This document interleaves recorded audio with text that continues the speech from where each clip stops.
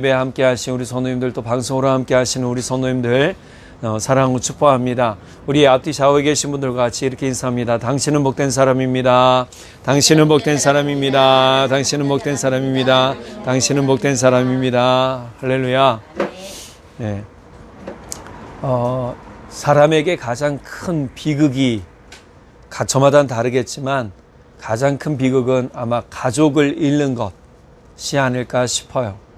실제 이렇게 임상으로도 나타난 것 중에 하나가 사람이 가장 큰 고통을 겪을 때가 언제냐, 여자는 해산의 고통이라고 얘기를 하는데 가장 큰 고통은 결혼한 자기 남편이 죽었거나 이 부인이 죽었을 때 고통의 지수로 따진다면 가장 크답니다.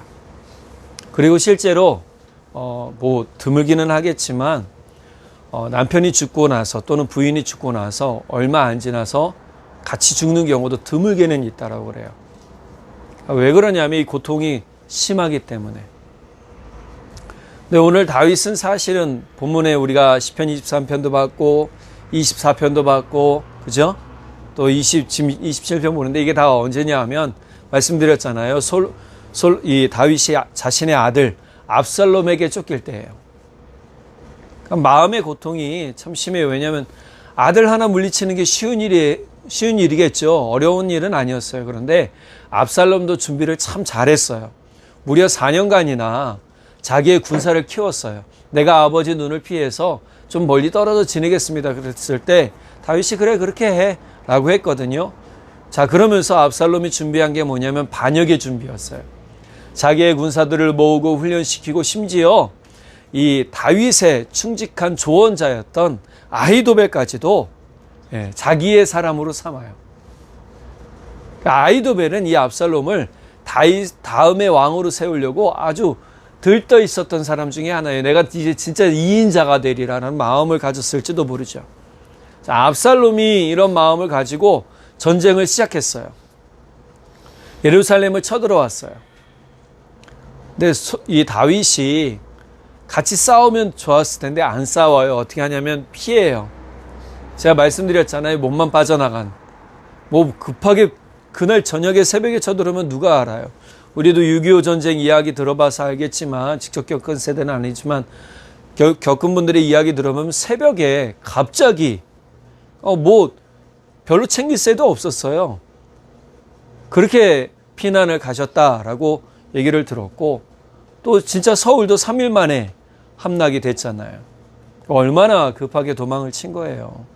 준비되지 않은 상태에서 자기 아들이 이렇게 쳐들어왔을 때 다윗의 마음은 아마 비통했을 거예요. 자신의 가족들을 이끌고 후궁들은 두고 나왔지만 가족들을 이끌고 떠나가는 그 심정.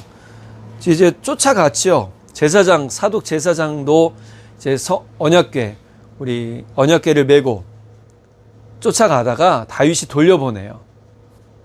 예루살렘으로 돌려보내죠. 그 있어야 될 건데 왜 들고 나오냐. 돌려보냅니다. 이런 피난길에 이 시를 쓴 거예요. 시편 24편도. 또 오늘 이제 시편 27편도 그렇게 써요. 우리는 믿었다라고 했던 사람들에게 발등찍히는 경험 수없이 하잖아요. 그럴 때마다 우리는 분노하고 좌절하고 진짜 씩씩거리며 그 사람을 향한 분노를 어떻게 표출할까 고민하는데 다윗은 그렇지 않았어요. 사실은 왜 이게 중요하냐면 다윗이 믿음의 성숙함이 어떻게 진행되어지는지를 보여주고 있기 때문이에요. 여러분, 우리가 믿는다 하면서 믿음의 성숙하지 않은 모습들을 많이 보여주잖아요. 믿음의 성숙한 건 뭘까요? 제가 이제 시편 24편, 27편 묵상하면서 고민하는 게 제가 누누이 말씀드리지만 저도 성정이 못된 사람이라 어떨 때는 분노하기도 하고 화내기도 하고 옳은 말 직설적으로 하기도 해요. 덕분에 뭐 유익을 당하는 것은 별로 없어요. 유익을 얻는 길이 별로 없어요. 왜요? 사람이 잘 이렇게 해야 뭔가도 떨어지는데 제가 그걸 못해요. 제가 주님께만 하는데 모르겠어요. 주님이 저는 문 열어주실 거라 믿는데 우리 성도님들 문도 반드시 그렇게 열어주실 거라 믿는데 어떨 때는 다윗의 모습을 보면서 회피할 때가 필요하구나라는 생각을 하기도 해요. 옳지 않은 모습이에요. 맞서 싸워야 되는데 다윗이 지금 도망치잖아요. 전 그 모습 보면서 야, 믿음의 성숙함이 어떻게 사람을 변화시키나 보게 되는 거예요. 그러니까 실제적으로 이제 열왕기나 역대기에 보면 이제 전쟁을 하는데 전쟁할 때에 요압의 군대가 압살롬을 잡는단 말이에요. 압살롬을 보고 분명히 다윗이 그랬다고 그랬죠. 살려줘라. 내 아들만은 살려줘라. 팔은 안으로 굽는 거예요. 내 아들만은 살려줘라 그랬는데 웬걸요. 안 그래요. 요압과 자신의 군사들이요. 이 압살롬을 근데 옛날에 머리 길렀나 봐요. 노새가 타고 가다가 나뭇가지에 머리카락이 휘말려가지고 빠지지도 못하는 그런 압살롬을 향해서 뭐 하냐 하면 창으로 심장을 꿰뚫어 죽어버려요. 그리고 무덤을 구덩이에 던져놓고 돌로 메꿔버려요. 그리고 애통하는 다윗을 향해 요압이 직설적으로 얘기하죠. 왕이시여. 수많은 사람들이 지금 왕만 바라보고 있습니다. 왕이 반역한 아들 압살롬을 애통해 한다면 당신을 바라보는 백성들이 어떻게 왕을 신뢰하겠습니까? 그 말 한마디에 다윗이 눈물을 흘려두고 다시 이제 돌아가요. 참 요압이 매정하죠. 근데 때론 그런 직설이 마음을 다잡는데 필요하더라는 거예요. 근데 참 재미있는 건 다윗이 이 직설을 뭐 했어요? 들었어요. 아, 그래서 하나님이 쓰시는구나. 우리가 시편 23편 말씀 들으면서 여호와는 나의 목자라는 이야기를 듣잖아요. 그럼 목자는 어떻게 해요? 양들이 삐뚤어 나가면 야, 이놈 쉽게 하고 치죠. 옆구리 툭툭 친단 말이에요. 이쪽으로 가야지 라고 하죠. 근데 양이 끝끝내 어떻게 해요? 안 가면 밧줄로 모가지 묶어가지고 끌고 간단 말이에요. 아니면 목덜미 잡아가지고 끌고 가죠. 그런데 그럼에도 불구하고 양들이 신뢰하는 건 누구예요? 목자예요. 목자들은 먹을 만한 초장에 양들을 이끌어가고 또 쉴만한 물가로 이끌어가기 때문이에요. 음침한 골짜기, 사망의 골짜기를 다닌다 할지라도 목자만 쫓아가면 목자가 자신들을 지켜줄 걸 알아요. 그래서 무섭지 않게 쫓아가는 거예요. 사실 공포와 두려움이 어디서 와요? 우리 마음에서 나와요. 사단이 불어주는 건 우리 마음 안에 공포와 두려움, 무서움이에요. 보세요.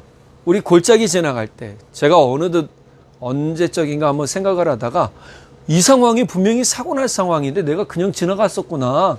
은혜구나. 이 생각이 문득문득 들 때가 참 많아요.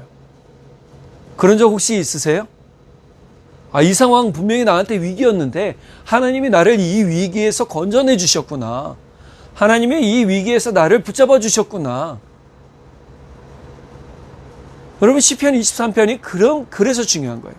하나님을 신뢰하며 나아가는 자에게 하나님이 주시는 은혜와 복, 쉼과 꼴이 그렇게 흘러넘친다는 거죠. 근데 27편도 비슷한 내용인데 좀 달라요. 1절에서 6절까지는요, 하나님을 내가 신뢰하겠다. 하나님의 전 안에서 내가 하나님의 말씀을 진짜 받으며 하나님 앞에 나의 삶을 드리겠다라고 고백하는 부분이에요. 반면에 7절부터 14절까지는 좀 달라요. 한탄시예요. 그럼에도 불구하고 하나님 내가 어려움에 빠질 때 나를 버리지 마시고 하나님 내가 이렇게 두려움에 빠질 때 나를 놓지 마시고 이렇게 시작을 한단 말이에요. 사실 이 시편 27편은요 우리의 삶과 매우 밀접해요. 왜냐하면 시편 27편이 우리에게 주는 것은 어떻게 하나님을 믿으며 두려움을 극복해 나아갈 수 있는가를 알려주기 때문이에요. 삶을 살다 보면 이런 두려움, 저런 두려움, 무서움, 걱정과 근심이 우리를 짓누르잖아요. 그런데 이런 것들을 이기고 극복하며 살아갈 수 있는 방법이 무엇인가라고 얘기를 하는 거예요. 그것이 뭐예요? 첫 번째로 절대적인 하나님을 신뢰하는 거예요. 한번 따라해 볼까요? 절대적인 하나님을 신뢰하는 것입니다. 1절에 보면 여호와는 나의 빛이요 나의 구원이시니 내가 누구를 두려워하리요. 여호와는 내 생명의 능력이시니 내가 누구를 무서워하리요. 자, 여기서 세 가지를 이야기하는데 첫 번째, 여호와는 나의 빛과 구원이라는 거예요. 두 번째 이야기하는 것이 뭐냐면 여호와는 내 생명의 능력이다 라고 얘기를 해요. 그런데 이 능력이 히브리어로 마우즈라고 해요. 마우즈인데 이 마우즈라는 뜻은 뭐냐면 피난처라는 뜻을 갖고 있어요. 다른 해석으로 보면 여호와는 내 생명의 피난처라는 거예요. 그럼 이 피난처가 얼마나 중요합니까? 쉴 곳이 있는 것이 중요하죠. 그죠? 쉴 곳이 없다면, 피난처가 없다면, 안식처가 없다면 아마 우리의 삶은 매일이 불안할 거예요. 예전에 저희 아산에 소문이 그런지 어떤지 모르겠지만 부자인데 이제 우리 떠돌이 생활하시는 분이 계시다라는 얘기를 들었어요. 행색이요, 가방 2개 들고 그러시는 분이래요. 그런데 그분이 땅도 있고 집도 있는 분이래요. 그런데도 그렇게 산대요. 모르겠어요. 확인된 바가 없어서 저는. 안식하지 못하는 거예요. 쉼이 없는 거예요.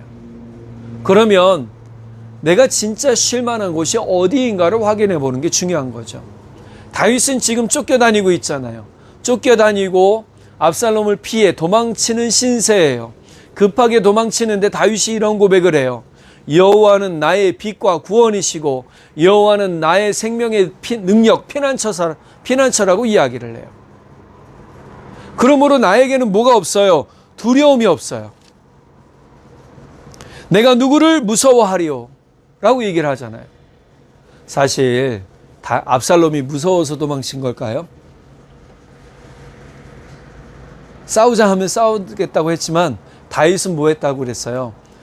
그냥 내가 싸우지 않으려고 피한 거예요. 그런데 이때 아히도벨도 압살롬의 편에 서서 더욱 다윗을 죽이려고 안달이 되었어요. 실제로 보면 이 아히도벨이 계략을 내는데 계략을 낼 때에 진짜 얼마나 놀라운 계략을 내는지 몰라요.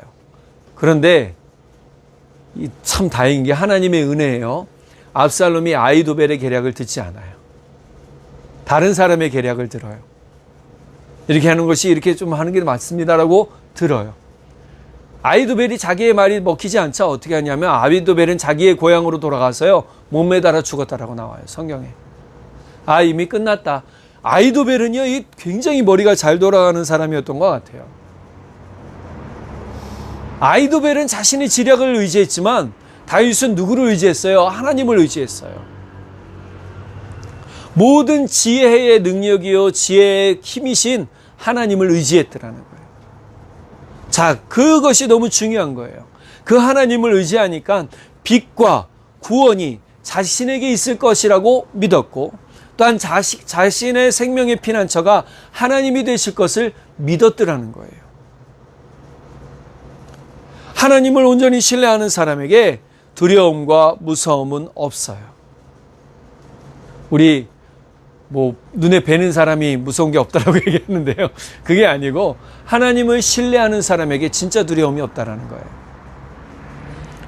사람들에게 두려움과 무서움이 찾아오는 때는 언제일까요? 네, 걱정과 근심이 갑자기 몰아닥칠 때예요. 그런 적 혹시 있으세요? 걱정이, 근심이. 저는 좀 그러지 않은 편인데 걱정하지 않으려고 하는 편이에요. 그래서 좀 주름이 없는 편일 수도 있는데 제 주름을 아내가 다 갖고 갔어요. 제가 걱정을 잘 안 하는 편인데 어느 순간 그럴 때가 있어요. 그러면 저는 외치죠. 모든 걱정과 두려움아 예수님의 이름을 명령한다. 떠나가라.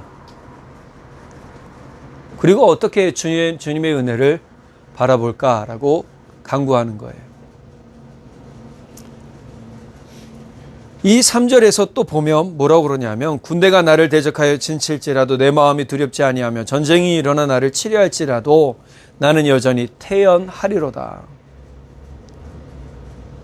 태연하리로다. 이 3절의 말씀은요 아직 이루어지지 않았어요. 승리하지 않았어요.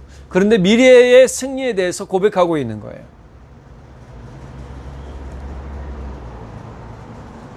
우리 삶에서 빛과 구원이 내 안에 있으면요, 우리가 어둠 때문에 걱정하거나 고민하거나 염려하지 않게 되는 것을 믿으시기 바랍니다.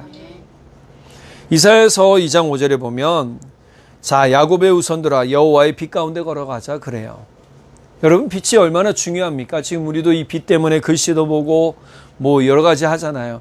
우리가 한석봉이 아닌 이상해야 글씨를 쓰는데, 한석봉 어머니는 떡을 썰었지만 우리는 어떻게 생활하겠어요?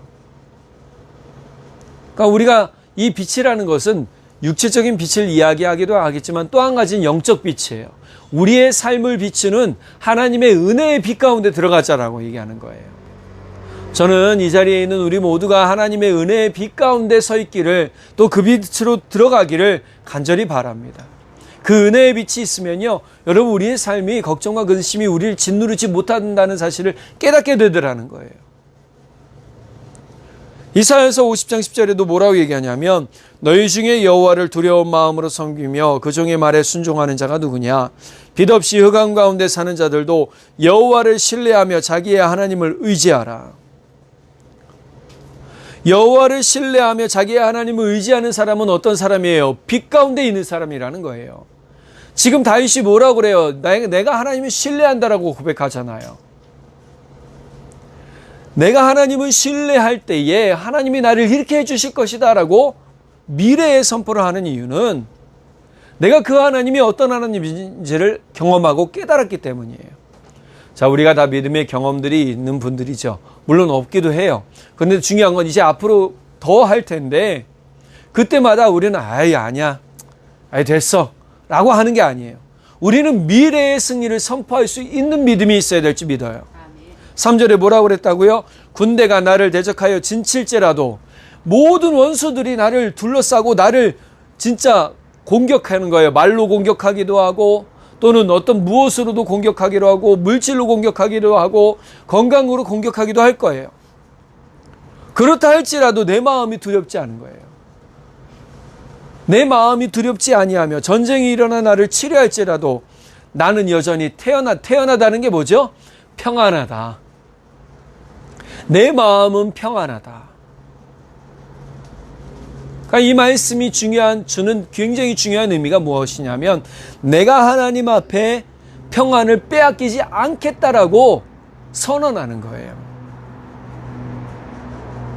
그래야 내가 하나님을 더욱 바라볼 수 있게 되는 것이죠. 미가서 7장 9절에 보면 이 빛을 뭐라고 얘기합니까? 내가 여호와께 범죄하였으므로 나는 당분간 그의 형벌을 견뎌야 한다. 그러나 그가 나를 변호하고 내 원수가 나에게 행한 악을 갚아주시며 나를 빛 가운데로 인도하실 것이다. 내가 그의 구원하심을 보리라. 미래적 선포예요. 지금은 내가 이런 고난 가운데 있지만 앞으로 뭐 하겠다는 거죠? 나를 빛 가운데 인도하시며 내가 그의 구원함을 볼 것이다 라고 얘기하잖아요. 실제 미가 선지자의 삶을 보면 미가 선지자는 미래적으로 보지 못했어요. 그러나 또 그것에 대해서 선포하며 이스라엘 백성들이 하나님의 은혜의 빛 가운데 설 것을 보았다라고 얘기하는 거예요. 여러분, 우리의 삶이 지금 현재는 공고하나 또는 지쳐 있으나 어려우나 상황적으로 나아지려는 길이 보이지 않으나 앞으로 하나님께서 우리의 형편을 낫게 하실 것을 믿습니다. 더 은혜의 길로 인도하실 것을 믿습니다. 우리를 어려움 가운데서 건져주실 것을 믿습니다. 이러한 선포로 채워지는 삶이 되기를 간절히 바랍니다. 마음속에 어두움을 두고 살아가는 사람은 빛을 볼 수 없는 거예요. 우리가 교회 안에서는 진짜 빛을 보는 것 같지만 밖에 나가면 빛을 못 보는 이유가 뭐예요? 이것이 지속적으로 이어지지 않기 때문이에요. 미래의 선포가 없기 때문이에요. 또 한 가지, 이 빛은 죄와 허물을 밝혀줘요. 그래서 죄가 있는 사람들은 빛으로 나아가지 않으려고 하죠. 어두운 곳에서 거울을 보면요, 우리 얼굴에 흠이나 티가 제대로 보이나요? 잘 안 보이죠. 우리의 흠과 티를 밝은 곳에서 보면 다 보여요. 에베소서 5장 13절에 그것을 이야기해요. 모든 것은 빛에 의해 밝혀질 때 드러나기 마련입니다. 모든 것을 드러내는 것이 바로 빛이기 때문입니다. 드러내는 건 빛이에요. 우리가 억지로 드러내지 않아도 돼요. 모든 건 밝혀지게 돼 있어요. 우리의 억울함도 누가 풀어주세요? 하나님 풀어주세요. 한번 외쳐보세요. 한번 저 따라해보세요. 하나님, 나 진짜 억울해요. 하나님, 나 진짜 힘들어요. 하나님, 그래서 내 길을 인도해 주세요. 네. 우리가 마음으로 외칠 게 뭐예요? 빛이신 하나님 앞에 모든 것이 드러내지고 빛이신 주님 앞에서 모든 것이 드러내질 때에 주님을 믿는 자가 그 빛 가운데서 온전히 버틸 수 있는 건 정직함으로 버티는 거예요. 하나님은 정직한 자를 기뻐하신다고 하셨잖아요. 그러니까 지금 이 순간에 빛이신 예수님 앞에 우리가 함께 나아가자라고 이 바울 사도는 이야기하고 있는 거예요. 14절 볼까요? 그래서 성경에는 잠자는 자여 잠에서 깨어나 죽은 사람 가운데서 일어나라. 그리스도께서 내게 빛을 주실 것이다 라고 하였습니다. 여러분, 우리 빛이신 예수님을 온전히 쫓아 일어나기 바랍니다. 빛이신 주님을 쫓아가기 바랍니다. 예수님을 따라가기 바랍니다. 예수님을 사랑하시기 바랍니다. 예수님이 우리의 빛인 거예요. 그 예수의 이름으로 예수님이 약속하셨잖아요. 그 예수님의 이름을 예수를 믿고 예수님의 이름으로 간구하는 모든 것을 내가 들어주리라. 응답하리라.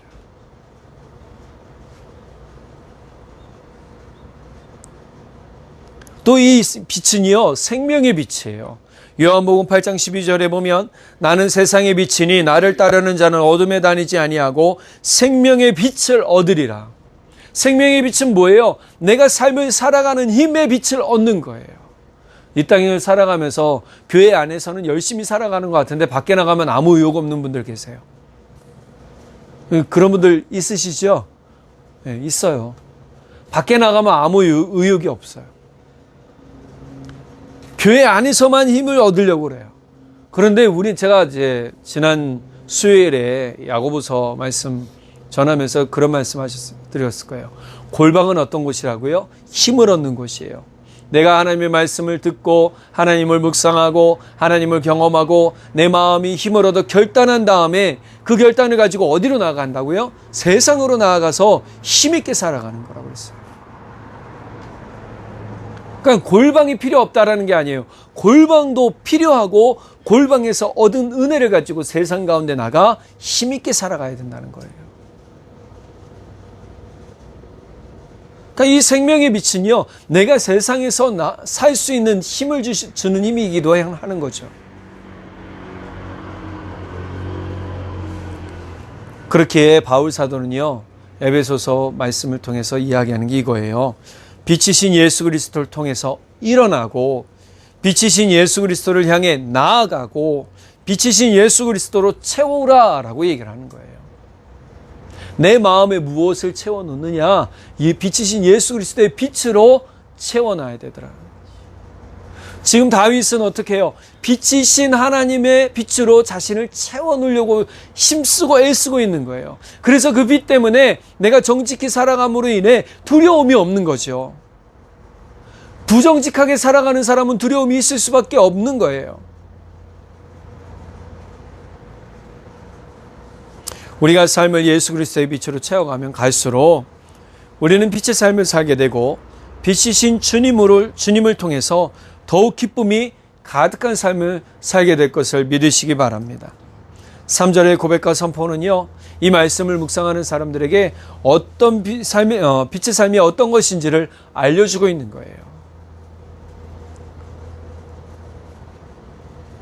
해를 두려워하지 아니하면 주께서 나와 함께 하심이라.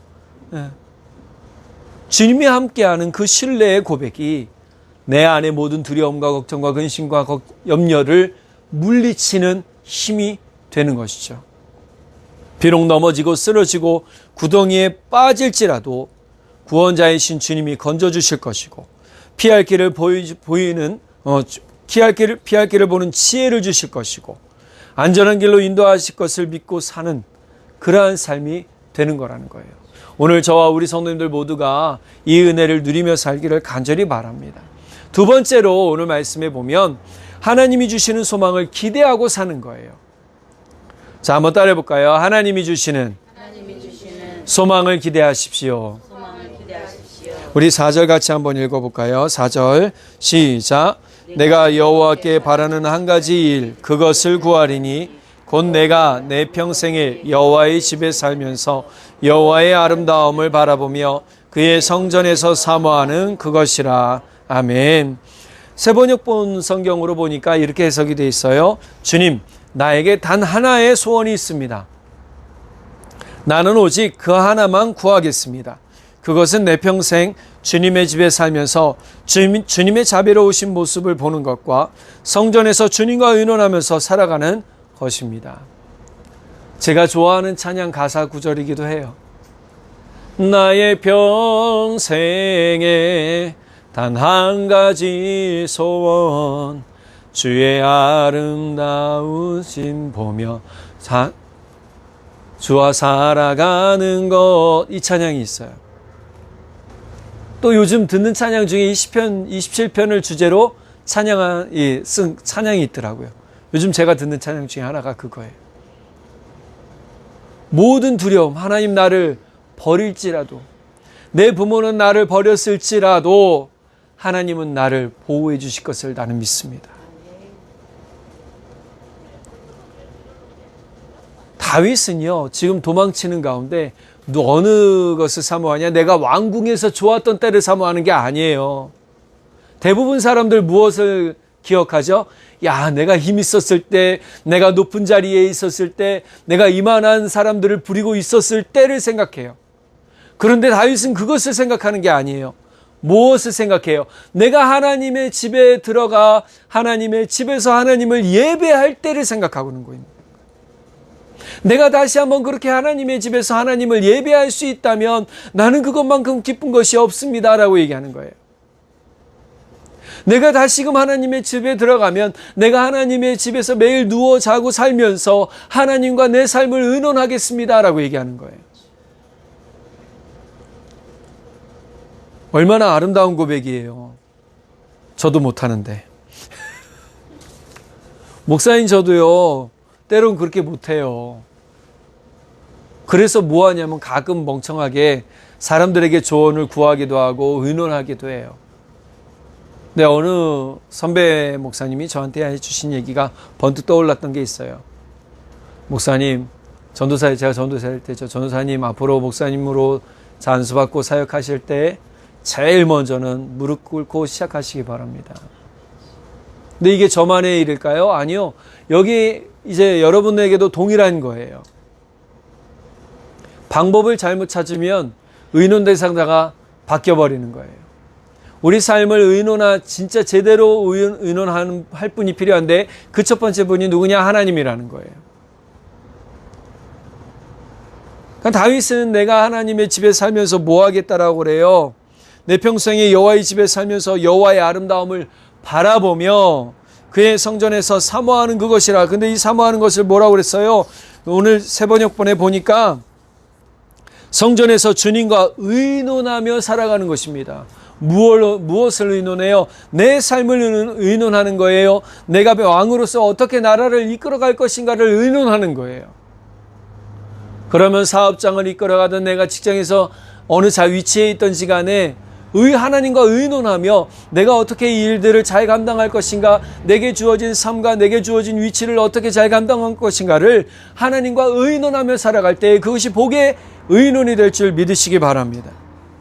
다윗은 자신의 삶의 방향을 정하는데 하나님과 함께 자신의 삶의 방향을 정해 나가는 거죠. 아무리 자신에게 좋은 사람들이 있을지라도 물론 그들과도 의논했겠지만 제일 순위는 하나님이에요. 지금 우리가 해야 할 일은요, 하나님을 신뢰하며 하나님께 물어보는 거예요. 질문하는 거예요. 주님, 이 삶의 방향이, 이 직장의 방향이, 내가 하는 일의 방향이, 나의 사업의 방향이 그리고 주님 길을 열어주십시오.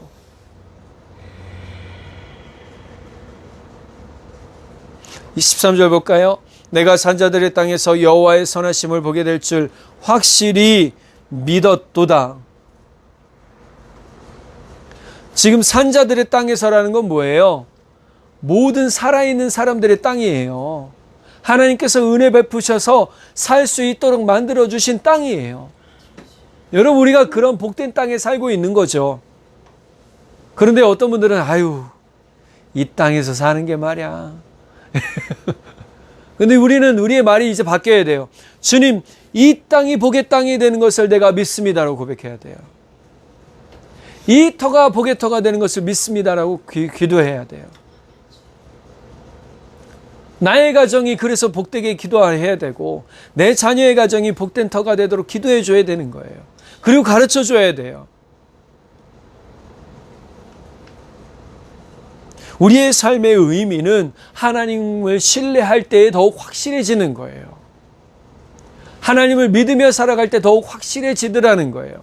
하나님을 신뢰하지 않으면 우리의 삶의 의미를 찾아갈 수가 없는 거죠.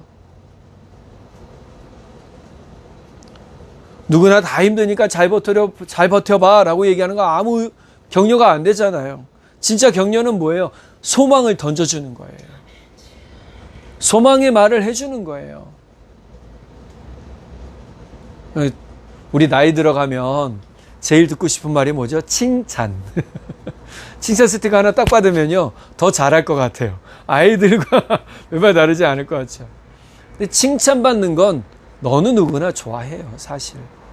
그래서 책까지도 나왔잖아요. 너 칭찬은 고래도 춤추게 한다고. 근데 이 칭찬이 왜 중요하냐? 칭찬, 이 로마서에 보면 바울 사도가 로마 안에 있는 이브리인들에게 편지를 쓰면서 칭찬을 하고 격려를 해요. 여러분이 잘하는 것도 있고 못하는 것도 있습니다. 근데 못하는 것은 여러분 책만 받을 일이기도 하겠지만 나는 여러분들이 잘하는 것을 더욱 잘하기 원합니다라고 얘기를 해요.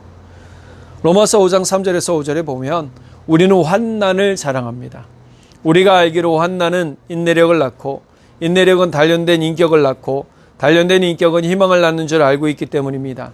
이 희망은 우리를 실망시키지 않습니다.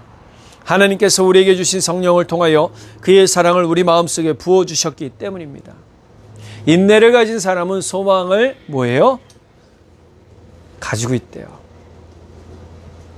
그러니까 인내는 무엇을 만들어내요? 단련된 인격. 저는 이 말씀이 너무 좋아요. 제가 믿음에 성숙한 사람은 실제로 삶에서도 성숙해 간다고 그랬잖아요. 같이 가는 거예요. 이 연장선에 똑같이 가요. 절대 다르게 가지 않아요. 신앙은 고귀한 척 하는데 삶으로는 뭐예요? 막말해요. 삶으로는 남을 비난하는 걸 좋아해요. 삶으로는 다른 사람을 괴롭혀요. 이건 인격이 안 된 거죠. 근데 단련된 인격이라는 건 뭐예요? 그만큼 인격적으로도 성숙되어진 것을 이야기하는 거예요. 우리 신앙적으로 성숙하면 인격적으로 성숙한다라는 말을 지금 다윗은 보여주고 있는 거예요. 소망을 가진 사람은요, 그래서 자신의 삶을 잘 단련시켜 가는 거예요. 정금과 같이 단련시켜 가는 거예요.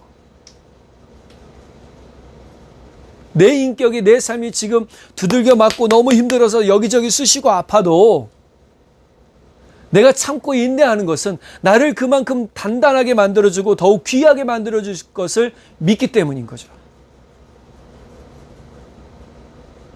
하나님은요, 왜 두들겨 팹니까? 하나님이 망하라고, 죽으라고 두들겨 패는 게 아니에요. 하나님은 자신의 피조물이 진짜 힘들고 어렵게 살길 원치 않으세요. 하나님은 자신의 피조물인 사람들이, 하나님의 자녀들이 복되게 살기를 원하시는 분이시라는 걸 깨달으시기 바랍니다. 또 믿으시기 바랍니다. 하나님은 하나님의 사람들이, 하나님의 자녀들이 소망 없이 사는 것을 원치 않으세요. 하나님을 신뢰하는 사람은 반드시 삶의 소망을 가지고 살아요. 그 소망은 삶을 더욱 강하고 담대하게 만들어줘요. 환난이 온다 할지라도요, 그는 믿음의 굳은 심지의 삶이 되어 하나님을 더욱 의지하며 구원의 주님이신 예수님을 더욱 사랑하게 되더라는 거예요. 그래서 바울 사도는요, 성도들에게 격려하는 인사로 늘 이렇게 해요.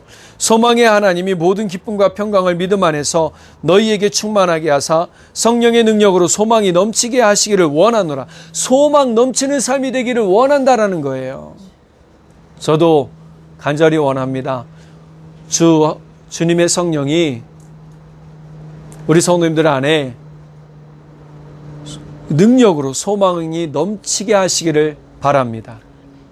그래서 매 순간 매 삶에서 어떤 일을 하시든지 간에 소망의 일들로 선포하고 소망의 열매를 맺어가고 간증하는 삶이 되기를 간절히 바랍니다. 그래서 다윗은 그 소망을 얻기 위해 하나님의 집에서 살기를 바란 거예요. 그리고 소망하죠. 나는 하나님의 집에 다시금 돌아갈 것을 기다립니다. 기다립니다. 14절 볼까요? 다윗이 자기 자신에게 뭐라고 다그치는지 볼까요? 뭐라고 격려하는지 볼까요? 너는 여호와를 기다릴지어다. 강하고 담대하며 여호와를 기다릴지어다. 개역 한글에 보면요, 찾을지어다라고 나와요. 하나님을 찾으래요. 개역 개정에서는 또 다른 번역본에서는요, 기다리라고 나와요.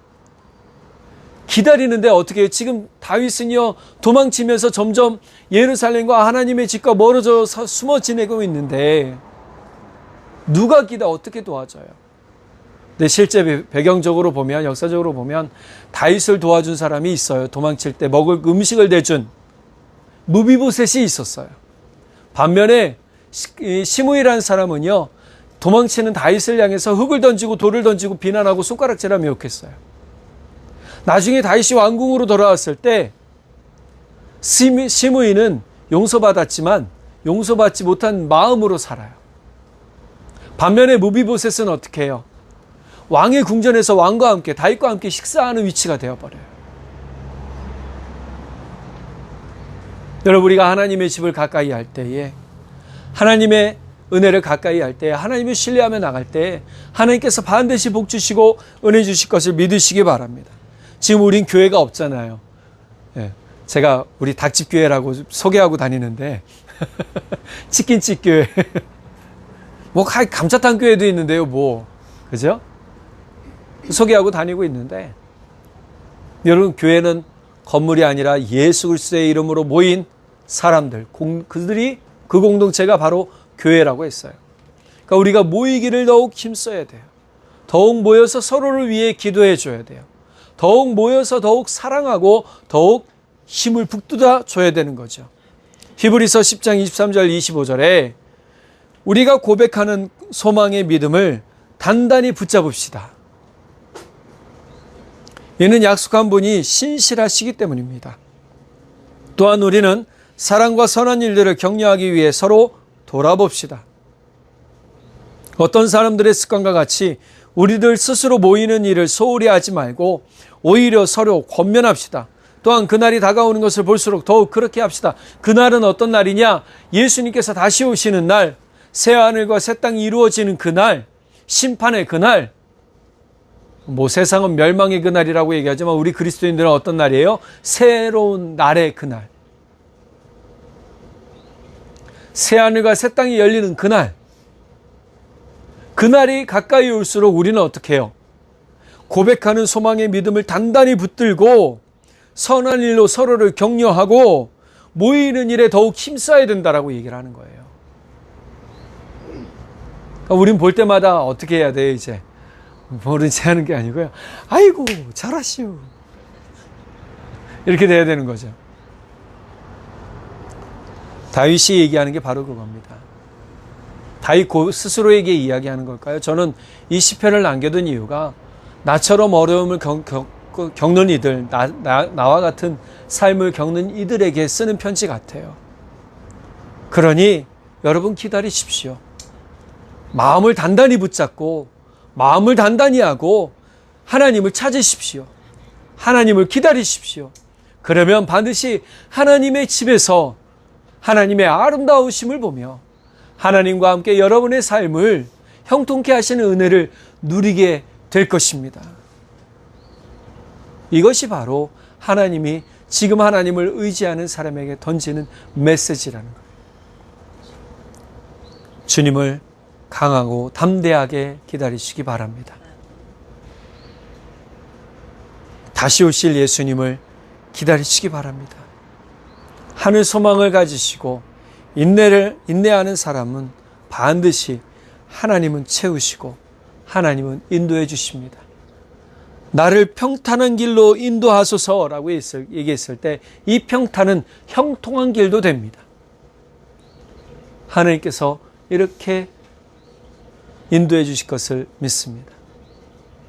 하나님은 하나님의 자녀를 절대 버리지 않으시고 하나님을 신뢰하는 사람들을 절대로 외면하지 않으십니다. 끝까지 한번 따라해 보실까요? 끝까지 놓지 않겠습니다. 끝까지 강하고 담대하게 찾으며 기다리겠습니다. 이렇게 고백하시는 우리 성도님들 되시기를 간절히 축복합니다. 기도하겠습니다. 사랑의 하나님 아버지, 참 감사합니다. 우리 모두가 참 힘들고 어려운 삶들 살고 있습니다. 지금 우리만이 아닙니다. 우리나라 많은 분들이 주님 힘들고 어려운 삶들을 겪고 있습니다. 주님께서 그분들의 삶과 발걸음을 붙잡아 주시고 그 힘든 가운데에서 하나님을 의뢰하며 하나님을 의지하며 신뢰하며 하나님을 끝까지 기다리며 찾는 이들에게 주님 빛으로 구원으로 생명의 피난처가 되어주시고 주님의 놀라우신 은혜와 인도하심을 통해 주님 형통의 은혜를 맛보게 하여 주옵소서. 믿고 감사드리며 우리 주님 예수님의 이름으로 기도드렸습니다. 아멘.